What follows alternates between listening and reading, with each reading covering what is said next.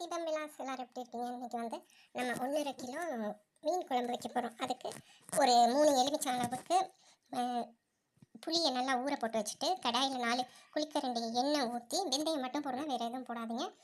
வெந்தயத்தை போட்டுட்டு அது ரொம்ப கருகக்கூடாது, லைட்டாக பொரிஞ்சு வந்தோட்டி வெங்காயம் பூண்டு கருவேப்பிலை போட்டு நல்லா வதக்கிட்டு 3 தக்காளியையும் போட்டு நல்லா வதக்கிட்டு அதுக்கப்புறம் 4 ஸ்பூன் மிளகாப்பொடி, 4 ஸ்பூன் மல்லிப்பொடி, அரை ஸ்பூன் மஞ்சள் பொடி. இதில் வந்து மல்லிப்பொடியில் சீரகம் சோம்பு கட்டி மஞ்சள் எல்லாம் சேர்த்துருக்கனால அது மட்டும்தான் போட்டிருக்கேன். அதை எண்ணெயில் கொஞ்சம் நல்லா கிளறிட்டு எவ்வளோ குழம்பு வேணுமோ அவ்வளோ புளி தண்ணியை ஊற்றி ஒரு 3 ஸ்பூன் உப்பு, நம்ம புளி நல்லா சேர்த்துருக்கோம் அதனால ரொம்ப இது பண்ண வேண்டாம். 3 டீஸ்பூன் உப்பு அப்புறம் பார்த்து போட்டுக்கலாம். நல்லா கொதிக்க விட்டுட்டு 6 தடவை மீனை அலசிக்கோங்க. அதான் அப்போ ஸ்மெல்லெல்லாம் வராது. 6 தடவை மீனை அலசிக்கிட்டு அதை போட்டுட்டு ரொம்ப வேக விட்டுறாதீங்க, கணக்காக வேக வச்சு எடுத்திங்கன்னா சுவையான மீன் குழம்பு ரெடி ஆகிடும். பாய்.